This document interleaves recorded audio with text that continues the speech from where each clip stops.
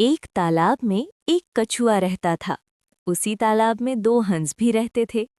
तीनों अच्छे दोस्त थे। एक साल भयंकर सूखा पड़ गया। तालाब सूखने लगा। हंस बोले, हम उड़कर दूसरे तालाब चलेंगे। कछुआ उदास हो गया। हंसों ने तरकीब निकाली। उन्होंने एक लकड़ी की छड़ी पकड़ी और कछुए से कहा, तुम बीट से दांतों से पकड़ लो, लेकिन बोलना मत। तीनों उड़ने लगे। नीचे लोग बोले, देखो उड़ता हुआ कछुआ। कछुआ बोला, मैं उड़ नहीं रहा, और छड़ी छोड़ दी। कछुआ नीचे गिर पड़ा। सीख: बिना सोचे बोलना नुकसान देता है।